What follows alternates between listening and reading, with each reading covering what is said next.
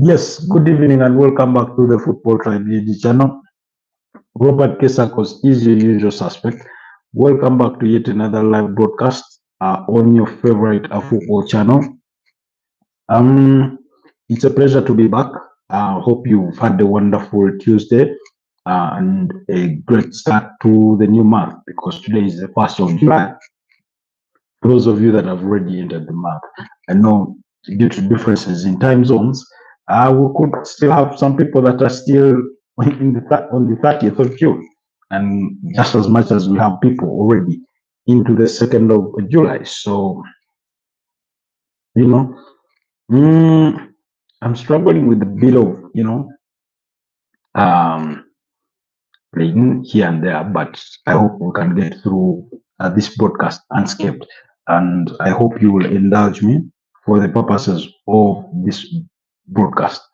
As we'll be speaking, we'll also be following events from the uh, FIFA Club World Cup in that game between Juventus and Real Madrid. It did go into the break goalless with neither side yet to find the back of the net.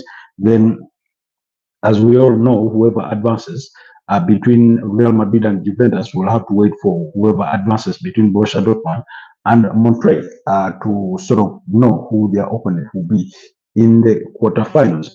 Kylian Mbappe, we are seeing him walk onto the turf. I think for the first time in this tournament, really, he's been absent through injury, and if nothing changes, he could possibly make a return tonight by coming on from the bench. He is on the bench, so he's available for selection on that bench. So that's the deal there. Anyways, allow me have our audience tested. I'd almost forgotten that one. Our usual routine, we test our audience to make sure we do not miss out or we do not have a false start in regards to our audience. But I think we're good to go, really. I think we're good to go in regards to having our audience tested. Who do we have already? We have Alduri Alvarado. Hello, hola, where are you joining us from? Major Ara, hola, where are you joining us from? Good evening to you all. It's my first time seeing both of you here. Do me the absolute honor and kindly like the broadcast, but also consider subscribing to the channel since you're new here. Do let me know where you're joining us from. I'm coming to you live from Kampala, Uganda. You say you're from Mississippi. Wow. Okay. How is Mississippi? How is everything that side? Are you guys following the ongoing FIFA Club World Cup? What's happening on your side? So please, guys, do me the absolute honor. Give me the belated birthday gift by subscribing to the channel, but also liking this particular broadcast. So thank you so much for being here with us. Do let me know where you're joining us from, possibly what time it is, and whether you're a football fan, because it's a football channel. As you can see, Football Tribe UG, and I'm coming to you live from Kampala, Uganda. That's the Switzerland of Africa, also dubbed the Pearl of Africa. That's where I'm coming to you live from. It's about 9 minutes past the top of the hour. That's 11 p.m. East African time. Mississippi is okay, but I think should be better in the sea.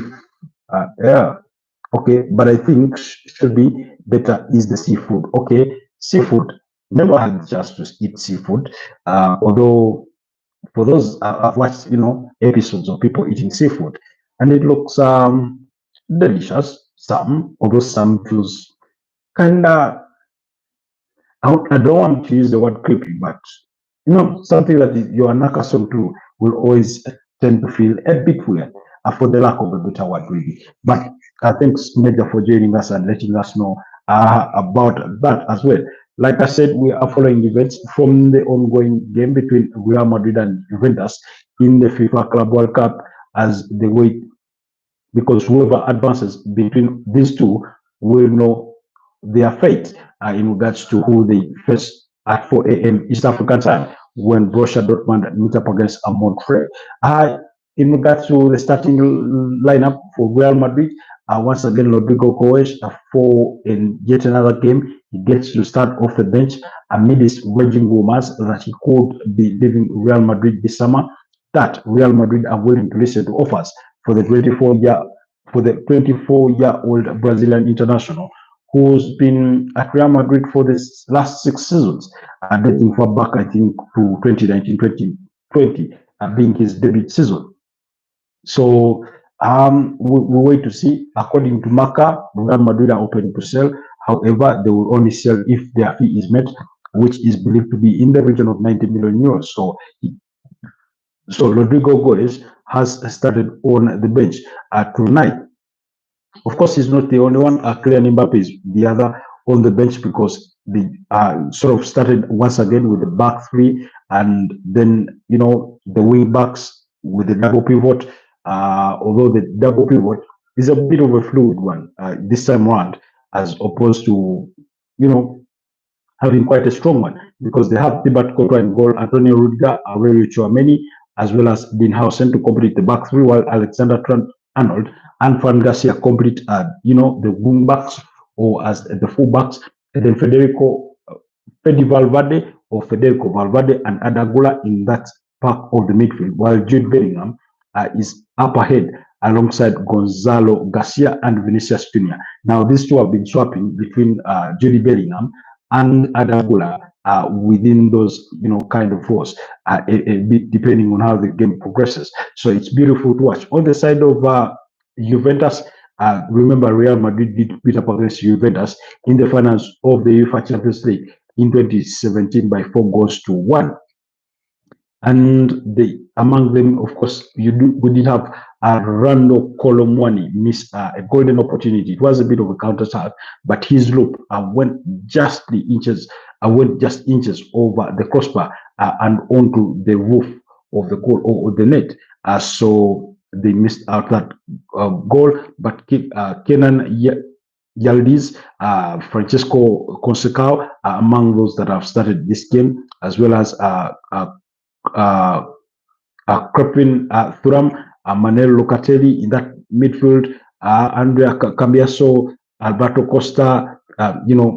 Juventus are playing a similar system. It's a back three with the wing backs and two in the midfield, and then two ahead of them, plus Rando Colomwani as the sole striker. Of course, Floyd Kelly is in the back line.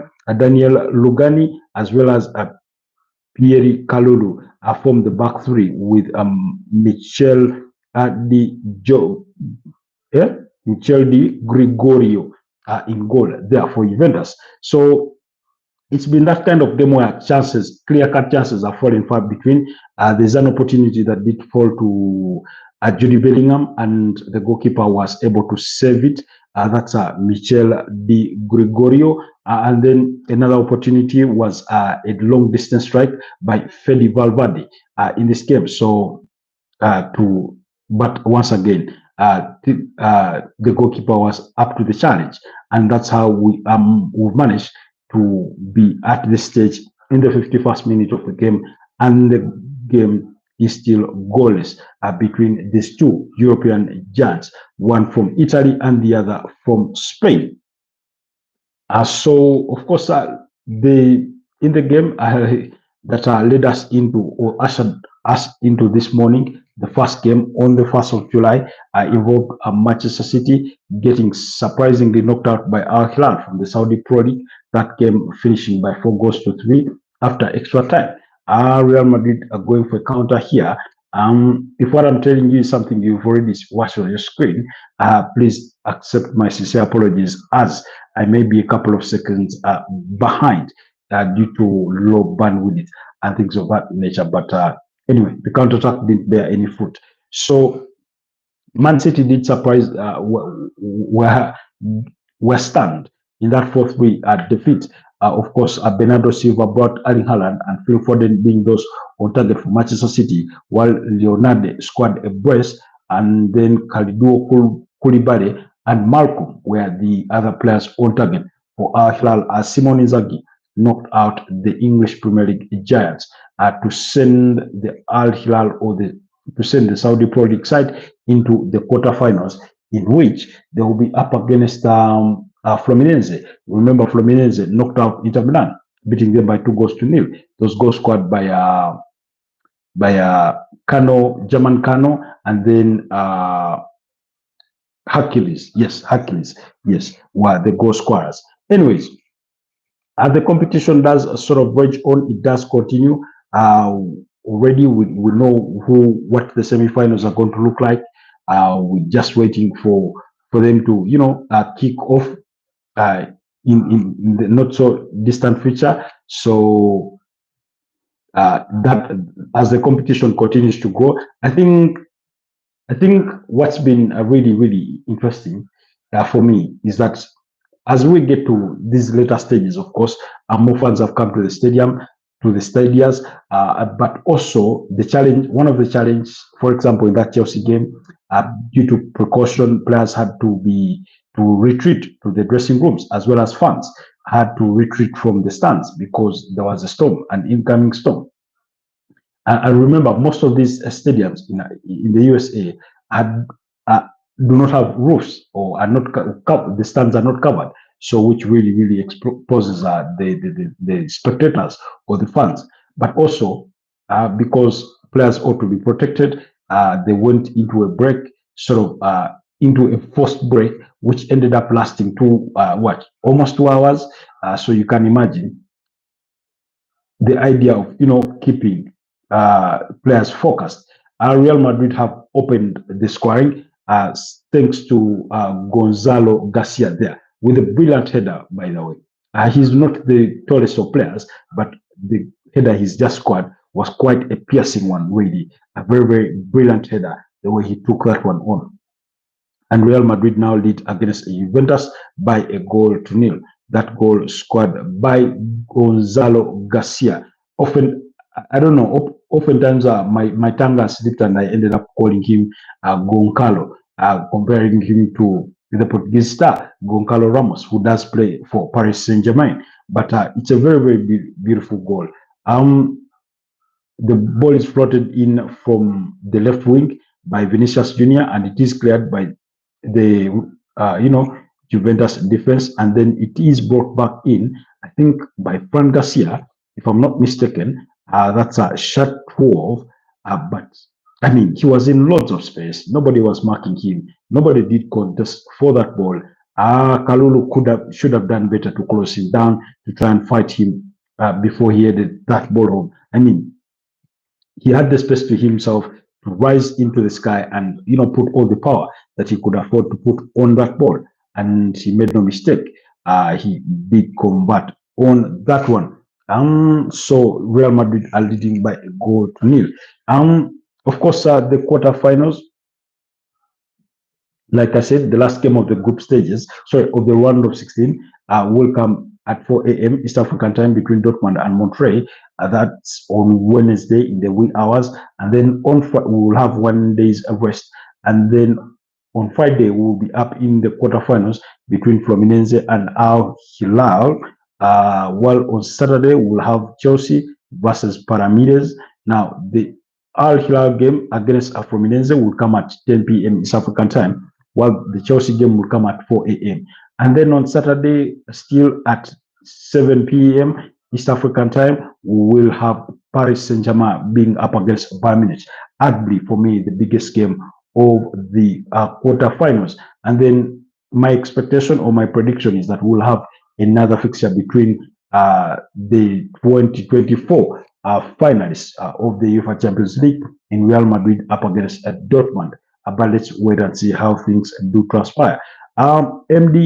MD Ashik, good to have you on the channel. Welcome back to the Football Tribe UG channel. Thank you for the continued love and support. I'm doing well, my brother. How about you? How are you doing yourself? But thanks for tuning in. Kindly do leave us a like on the broadcast. But it's a pleasure to really have you on yet another broadcast. So that's the situation in regards to the ongoing FIFA Club World Cup.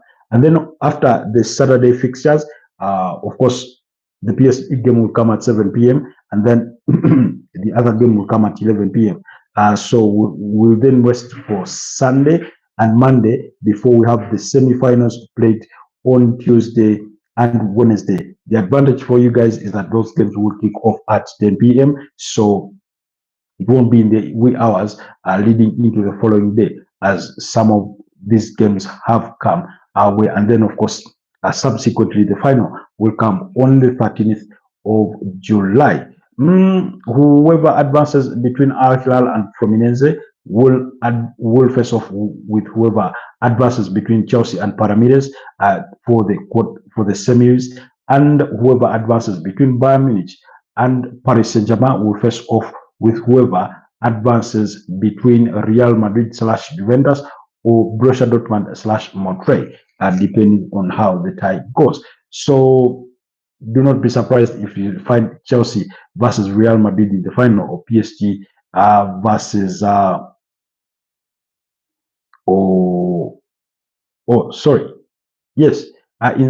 that sort of format. But let's wait and see. Let's wait and see. Do not be surprised if you find Chelsea versus PSG or Chelsea versus Real Madrid eventually in the final. So there's that. Anyways, guys, let's also move on as we continue to follow the events from the ongoing game that's between Real Madrid and Juventus. As we continue to follow those updates, let's also dive into the bit of transfers. Of course, Liverpool have continued to express interest in signing Hugo Ekitike. That's from Eintracht Frankfurt. He is their primary target for a striker. We'll wait to see if that deal will advance, but so far talks are positive. Eintracht Frankfurt were trying to introduce Arsenal into the conversation to create the impression that there is an ongoing bidding war between Chelsea, Liverpool, Arsenal, and Manchester United in competition to sign Hugo Ekitike from Frankfurt, but Arsenal are not really involved in the conversation for Hugo Ekitike. Their primary targets are Victor Gyökeres and Benjamin Sesko so far, in as far as the strikers are concerned. And in last week, I think we did have subtle reports linking Nicholas Jackson with a potential move to Arsenal. I think so much to the anguish of Arsenal fans, because they do not want anything to do with him. They do not want to hear any rumor whatsoever linking a Chelsea player with a move to Arsenal. So let's wait and see on that. So again, we'll keep tabs on those situations. In regards to Arsenal's pursuit for a striker, they remain in talks with both Sporting Lisbon and RB Leipzig over the potential signing of those players. Eventually, it will boil down to one single player, but you do feel that, of course, at some point the talks did sort of cool down a bit because of Victor Gyökeres' sort of protest with Sporting Lisbon over what it terms to be a breach of the gentleman's agreement in regards to what fee he could be allowed to live for. Wow. Federico Valverde here forcing the Juventus goalkeeper into a brilliant save with a bicycle kick of an attempt at goal. It was quite on target. And it could have arguably been a contender for goal of the tournament should it have gone in. That's from Fede Valverde, one of my favorite players really at Real Madrid. Very good with the long range shot and that kind of thing. So let's wait and see. Yes, Michel Di Gregorio there saving Juventus on the night. But like I said, that's the situation with Arsenal.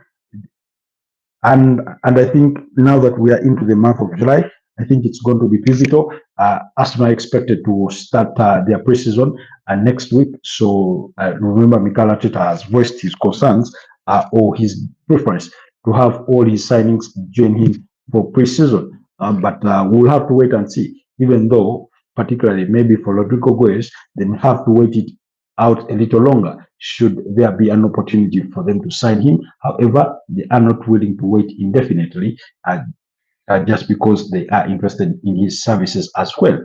Then Fulham have managed to keep a hold of Kenny Tete, who had his contract expire. He has had officially his contract extended at least for the next 3 years until June 2028. He also had an offer from Everton to join them as a free agent, but looks like he has chosen to stay at Craven Cottage. Then officially today, Arsenal did officially announce the signing of Kepa Arrizabalaga from Chelsea in a deal worth £5 million because that was his release clause before he went out on loan at Bournemouth last season. He put pen to paper on a new contract, allowing to take a pay cut, and then had a £5 million release clause inserted in his contract, which is what Arsenal have activated to sign him. They've handed him the jersey number 13 there to be donning.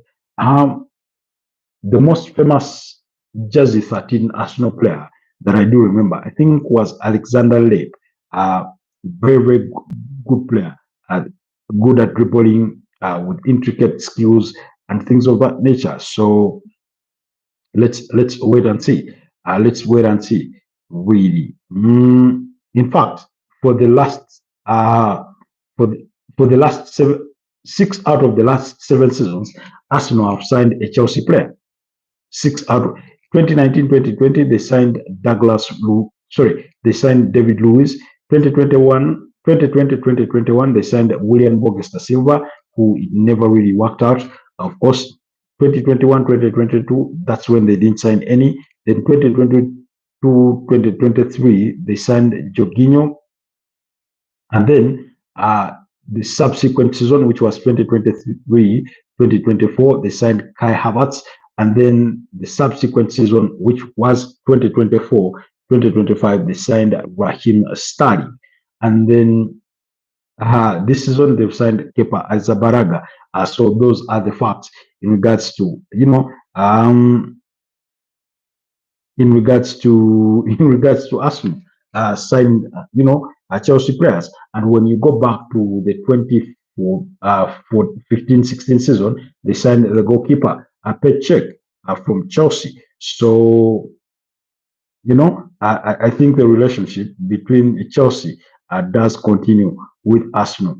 And I've seen comments of Arsenal fans saying their scouts must be the laziest batch that there is on the block, because every time they send them out there to scout for a player that Arsenal can sign, all they do is go hang out at Stamford Bridge and begin, scouting Chelsea players. And that's how Arsenal do end up with many Chelsea players almost every single season. So anyways, it is what it is. It is what it is in that respect. But Kepa Arrizabalaga is officially an Arsenal player. He did put pen to paper, apparently on a 3-year contract that will see him be Arsenal's number 2 for the next 3 years, deputizing his fellow countryman in David Raya, who is Arsenal's number 1 goalkeeper.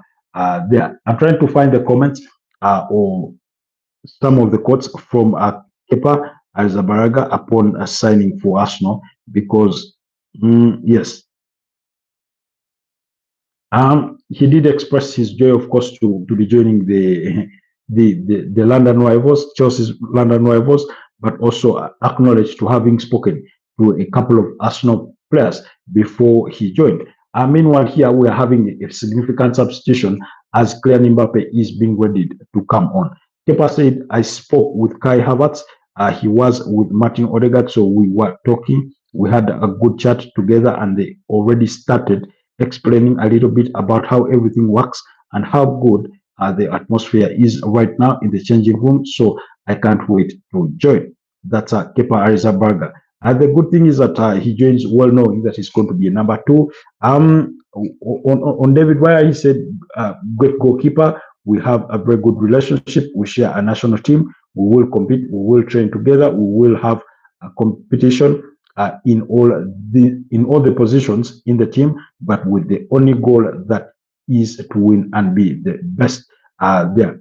Kepa Arrizabalaga speaking about his fellow countryman in David Raya, who is Arsenal's #1 goalkeeper. So that deal is as good as done. And still during the course of this week, it is expected that Arsenal could announce the signing formally of Martin Zubimendi and possibly Christian Nogard before the end of the week. They still remain in negotiations with Valencia over the potential signing of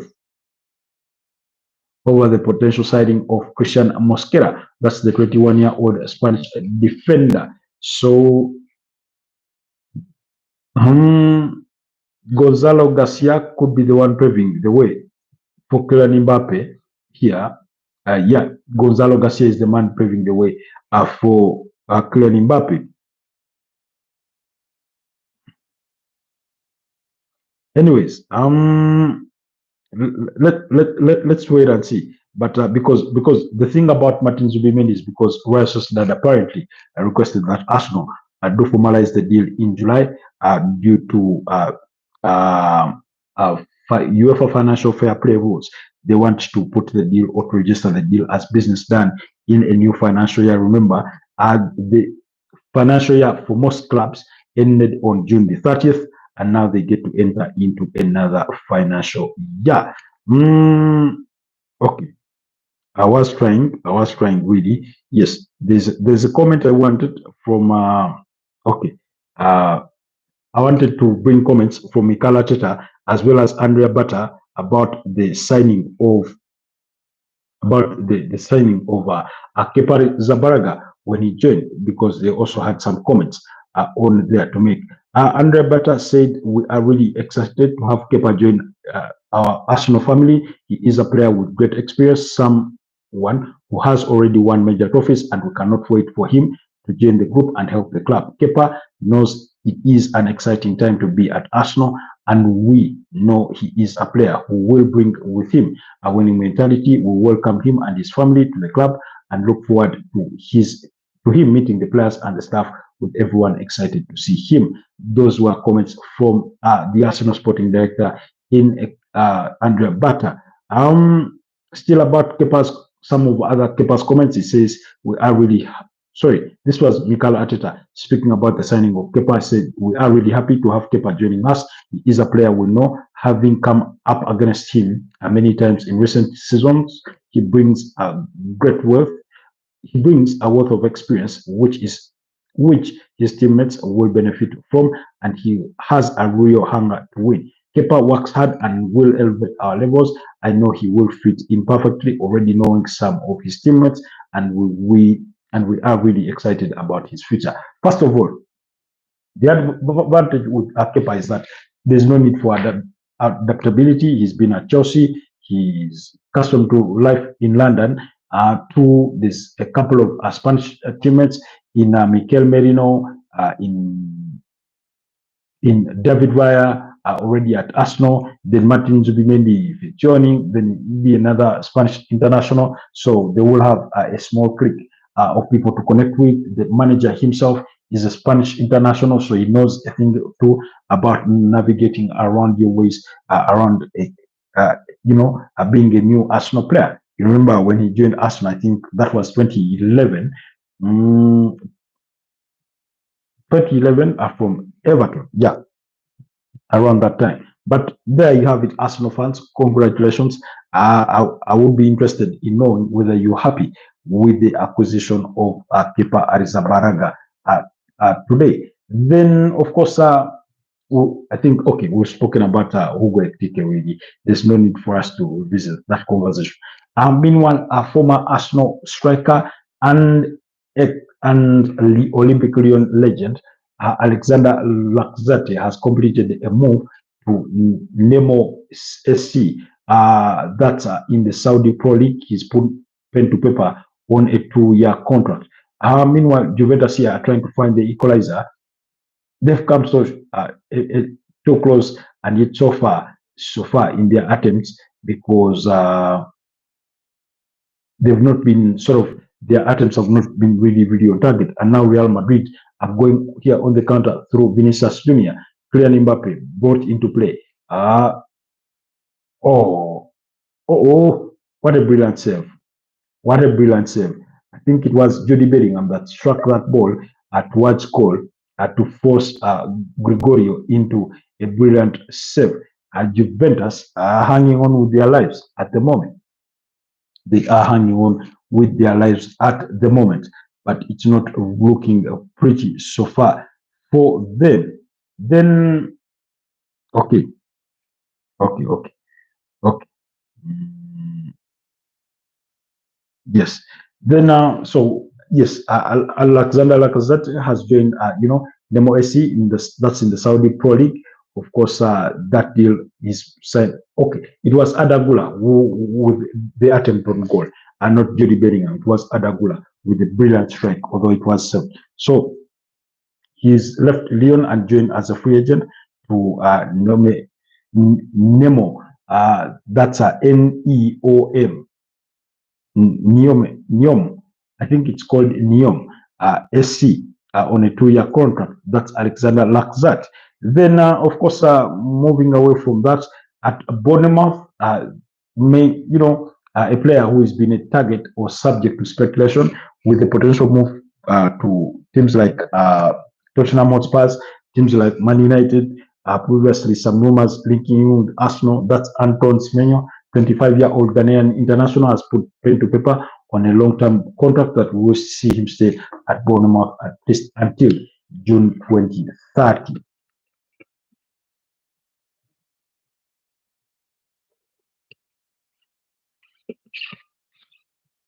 Excuse me. So looks like Anton Semenyo will be among the other players that will be staying at Bournemouth. Remember, PSG continue with their pursuit for Ilya Zabani. That's the 22-year-old Ukrainian defender from AFC Bournemouth. They really want to sign him, possibly as a longer-term replacement for Marquinhos. Then Sunderland did complete the signing of Habib Diarra from Strasbourg in a club record transfer fee of 35 million euros, which is about 30 million pounds. There are about initially they will pay 27 million pounds with 3 million pounds in expected add-ons are going into into that deal. They look at Habib Diarra as a replacement for Joe Bellingham, who did leave Sunderland to go and join Borussia Dortmund, where his brother, Jude Bellingham, made a name for himself before making the switch to Real Madrid 2 seasons ago. So there you have it in regards to that update on Sunderland as well. Again, brilliant piece of business. I must commend them. A brilliant piece of business. Then, of course, Demarai Gray, formerly at Leicester City and Everton, is returning to Birmingham City. That deal is also done. Then, the big news around Arsenal is that their pursuit for Ebelechi Eze, remember, Arsenal did over the weekend hold initial talks with Ebelechi Eze's representatives to understand what it would take if they were to do a deal with Crystal Palace for the signing of the 27-year-old England international. And according to The Athletic, that deal would be separate from Arsenal's desire for a striker and a left winger in this transfer window. So do not be surprised if Arsenal end up signing Ebelechi Eze as well as Rodrigo Goes plus a striker. Now, of course, Arsenal are yet to approach Crystal Palace for the signing of Ebelechi Eze, but reports suggest that they would want to pay slightly less than his 60 million pound release clause, which has, that fee plus 8 million pounds in expected add-ons for the 27-year-old. Quite a brilliant player. We do have an episode or on a full discussion about Ebelechi Eze in comparison to Rodrigo Goes. RC Turning, how are you doing? Good to have you on the podcast. Please do me the absolute favor and like the podcast. But also, if you're new here, at least to the best of my knowledge, I think you're new here, kindly consider subscribing to the channel and help support this channel. Which country are you from? I'm from Uganda. I do not know if you ever heard of Uganda, also commonly referred to as the Pearl of Africa or the Switzerland of Africa. That's where I'm from. It's a small country within the eastern part of Africa. So that's where Uganda is. It neighbors countries like Tanzania, Kenya, Democratic Republic of Congo, as well as Rwanda and Burundi, as well as South Sudan in the north. So those are our neighbors. I love you. Thank you so much. Thank you so much. But like I said, do me the kind honor of liking the broadcast, but also consider subscribing to the channel. Where are you joining us from? What country are you in? Because if I were to guess, I would say RC Tani. Could you be from India? I'm just guessing, but let me know if I'm wrong, and let me know the correct country where you're joining us from this night, because it's what, about 19 minutes to midnight. So it is that late in the night. Anyways, so that's according to the Athletic, is that Arsenal's pursuit for a striker is separate from their pursuit for a left winger, as well as a potential deal for Ebelechi Eze. Now, for some of us that have been recommending that Arsenal ought to sign a number 10, a creative midfielder to help Martin Odegaard, then that would really fit within our argument and mold. But like I said, we'll have a lengthy discussion. That video should be premiering tomorrow morning at about what, 8 a.m. Favorite song, my favorite song. I think in terms of football, it will be Waving Flag. That was done by Kenan for the 2010 FIFA World Cup, the Ethiopian artist. Then outside that, I think it will be hard to choose a favorite song, because there's so many songs that I do like, especially old school. Then you pose the question of Messi or Ronaldo. They're both magnificent players. They're quite exceptional. I'm not one to choose this side or that side, because I do appreciate both players in equal measure for both their talents and hard work, given what they've been able to achieve in as far as football is concerned. And history will go on to speak about them long after their careers have finished. You are asking which language do I speak? Which language do I speak? I speak English. That's our official language as a country. I do speak a local language called Luganda, and then I hear some other local languages, depending, because we have more than 34 local languages. So there's quite plenty of them within the confines of our country. But at least I'm fluent with English and Luganda. RC Turning, you've not let us know what country you're joining us from this night. Do let us know, please, what country you're joining us from. Anyways, so that's the situation with Arsenal. But meanwhile, Arsenal have also been linked with a serious move for Noni Madueke, because apparently they want him as a backup to Bukayo Saka, despite having Ethan Nwaneri. And I do not think he would come cheap. You say I'm from India. Yes, that means I got it right. I got the prediction right, that you're from India. Thank you so much, Team India. I really appreciate the love and support. Team India is one of the countries that have really supported me on this journey. Despite many of them are cricket fans that I do appreciate, but they've always been here to support us. You say I'm a kid. You're a kid. How old are you if you're a kid? And I do understand it's about 1:44 a.m. approximately, around that time in Indian time. So what's keeping you up if you're a kid? But anyways, thank you so much for being with us. But thank you, Team India, overall. We're speaking about Arsenal's interest in Noni Madueke. Apparently, the interest is serious, and Arsenal have made inquiries about Noni Madueke through his camp, although the player has reservations of being in the shadow of Bukayo Saka. Now, of course, when you come to Arsenal and you're going to be a backup for Bukayo Saka or a competitor for Bukayo Saka, you're not going to get ahead of him. Did you listen to Sapia song? Not yet, but I will look it up possibly after this broadcast. So when you join a team like Arsenal and you're going to compete with Bukayo Saka, you're definitely going to be behind him in the pecking order. But I do not think that should be putting you off, because there's plenty of games to play across a campaign, and you could get your minutes. Besides, given the amount of games that Bukayo Saka has played over the last 4 years, he needs that much rest. He needs to be rotated. He needs to be playing averagely about 65 to 70 minutes per game, and then you get the other 20 every single game. I think I would take that over the uncertainty of your place within the ranks of Chelsea, because at Chelsea you have, oh, he's a singer. Okay, you have so many forward players.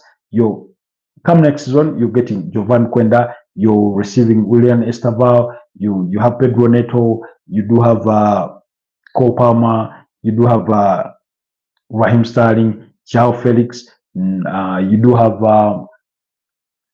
what's his name, Liam Delap, and of course Nicholas Jackson as the strikers.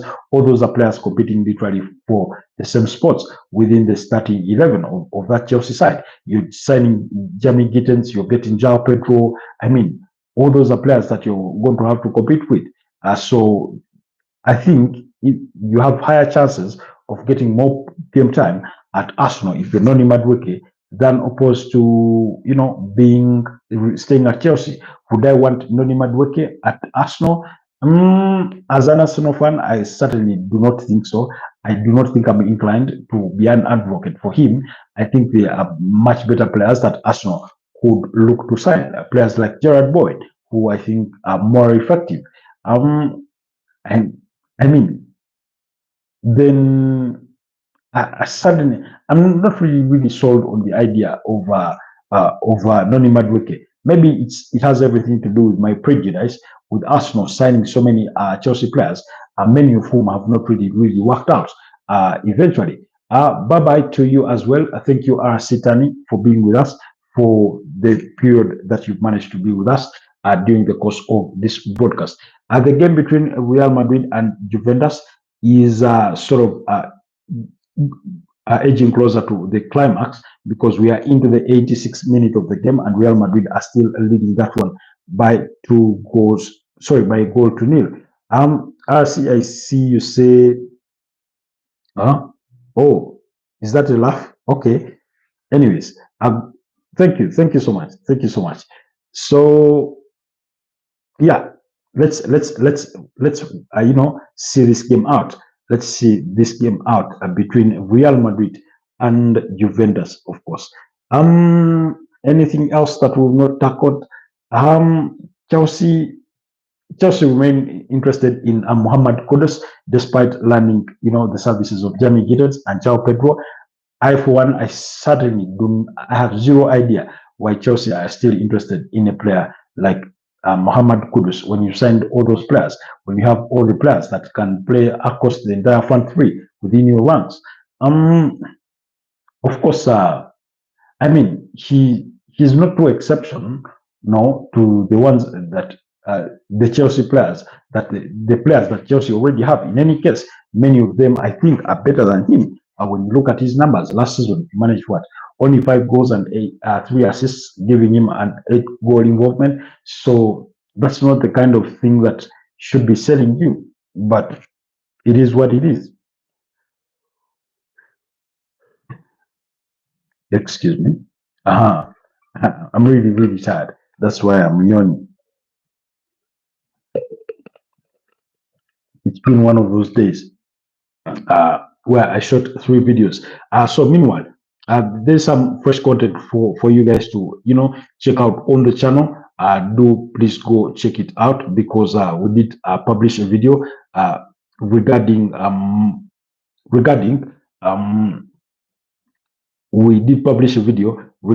whether is it Andre Bata to blame for Thomas Partey's departure from Arsenal or not. That question, we do attempt to answer that question in that video. Then we did also publish another video regarding Manchester United. Manchester United being inefficient with their transfer business, execution. Fans are fuming. So we do explore whether Manchester United fans have ground to, of course, for concern, to be raising alarms that United are being inefficient with their transfer business. Then, of course, in the other video that will be premiering tomorrow morning, that is where we get to discuss about Rodrigo versus Ebeleche Eze and who we think Arsenal should be signing if it boils down to the question of who should they sign out of the two. Of course, we do know that Arsenal are opening to signing both players, but if it boils down to who they should sign out of the two, we do give our honest thoughts on that as well. So do check out that video, those videos on the channel, and you know, and let us know what your thoughts are on them. Whether you think we have an argument or a case to make in regards to those topics. Then quickly before, as you know, we will continue to follow the updates from that game between Real Madrid and Juventus. Jude Bellingham has gotten himself a booking, but we are into the 89th minute, and looks like Real Madrid are looking to hang on here and see if they can see it all out. I wouldn't love for us to go into extra time really. I do not think it would be worth it for me. But football is football. Nothing can be ruled out anyways. Anything can happen. Anything can happen with anything can happen when it comes to football. Even a last minute, goal. We did see that against between Benfica and Chelsea when Benfica got that penalty thanks to a handball by Malo Gusto, and the penalty was converted by Angelo Di Maria to send that game into extra time. And in extra time, Chelsea managed to score 3 goals through Pedro Neto, through Keenan Dewsbury Hall, and who was the other goal scorer? I'm forgetting the third goal scorer. But Chelsea cruised to a 4-1 victory there. So Dani Ceballos is getting some minutes in here. He's coming on in midfield, but I certainly do not think Dani Ceballos is one of those players that have failed to cement their position in this Real Madrid side. Against a lesser team, he will be a starter, because I always remember seeing flashes of brilliance in him during his time at Arsenal. But at Real Madrid, he's sort of been a Lucas Vazquez kind of player. Never a starter, always a purpose player within that squad and things of that nature.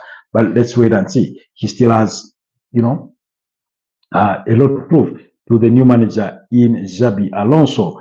Then, in regards to, of course, Manchester United are seriously interested in signing Oli Watkins as a striker option, but that is dependent on the departure of Rasmus Højlund. That's according to the Athletic.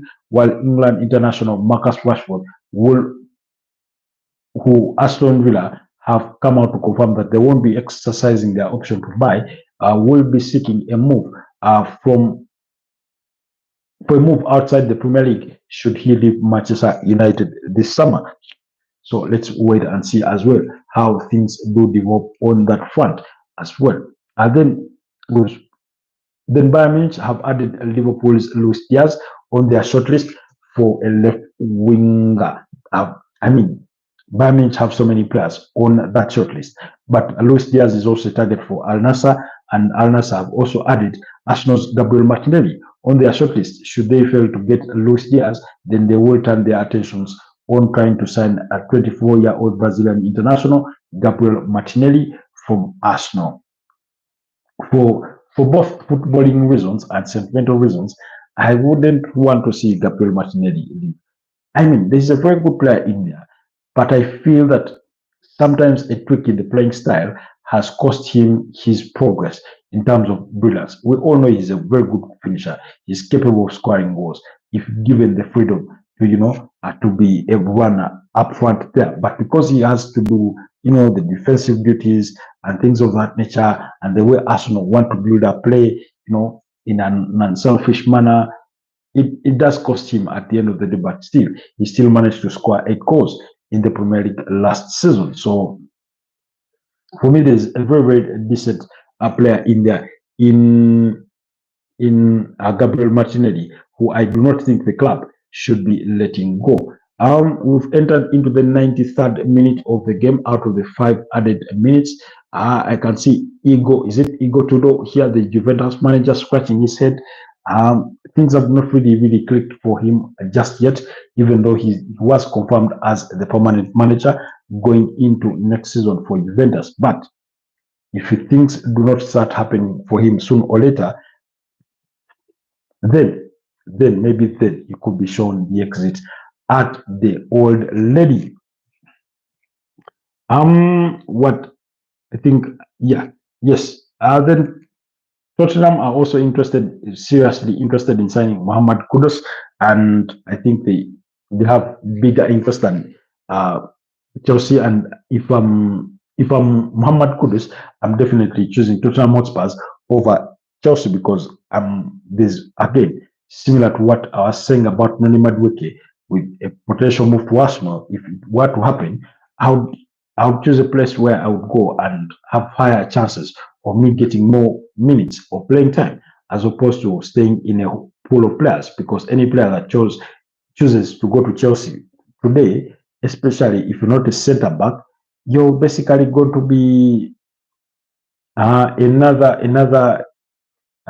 going to be another coffee bean in the bag, because they have so many players when it comes to goalkeepers, whether it's defenders, whether it's midfielders, whether it's forwards. Of course, with defenders, they could use some elite defenders or an elite defender. They are yet to firm up their interest. They did consider Gerard Braithwaite, but he's already in contract renewal talks with Everton. They did consider McGahey, but it looks like Liverpool are leading the race in trying to sign McGahey from Crystal Palace. Although they are reluctant, that they do insist that they do not want to pay all that money that is being asked to Crystal Palace or expected, that is in excess of £45 million, with the player only having a year left with his current contract. So we will keep our tabs on that situation as well, to see how things do develop.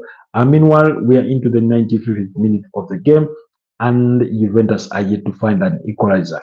It's not yet game over, so let's wait and see in the coming couple of seconds if this game can be done and dusted, that Real Madrid get to advance to the quarterfinals of the competition, as Xabi Alonso continues to to sort of get things around Real Madrid. It's been a bit of a hot start for him, really, because you're a new manager, you want to settle into a club, and as soon as you walk through the door, you have a whole tournament to play, and one that is critical to the club. We all know Real Madrid want to win these continental competitions as their priority. Oh, there were some penalty shoutouts in that Real Madrid area, but the referee did wave them off. And then, okay.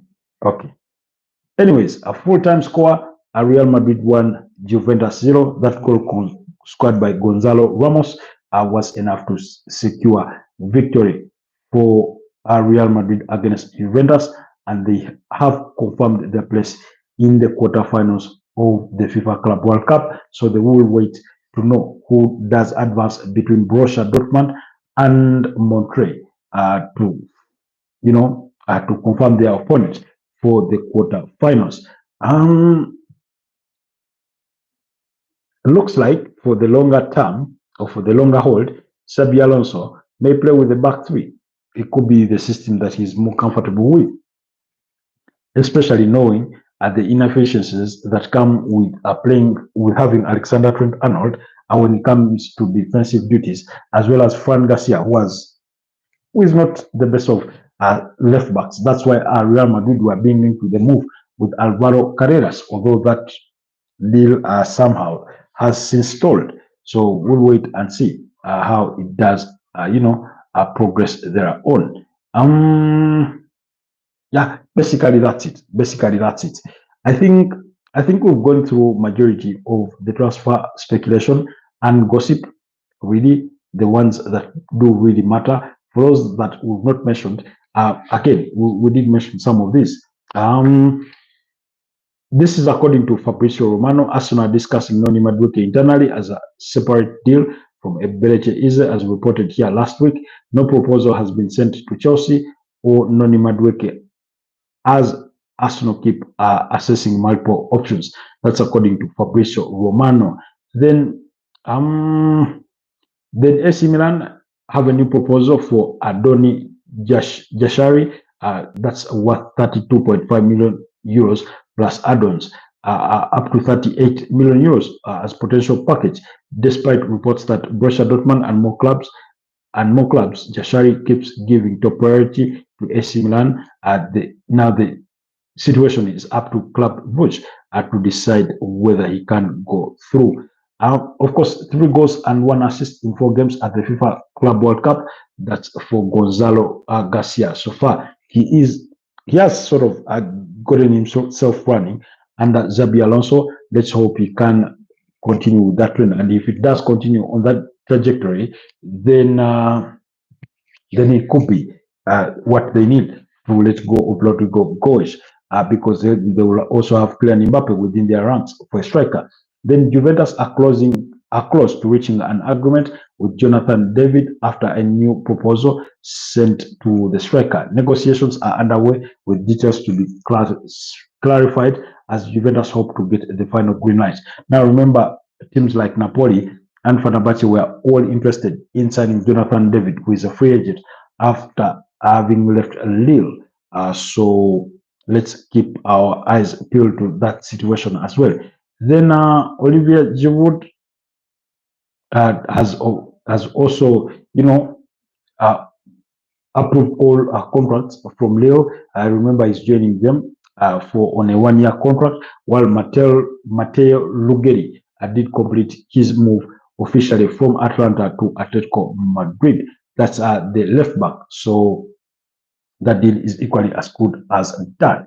Anyways, guys, it's been a pleasure doing this with you tonight. Allow me go rest, and let's catch up tomorrow morning in tomorrow morning's broadcast. Have yourselves a blessed night, and I'll see you tomorrow. Bye-bye.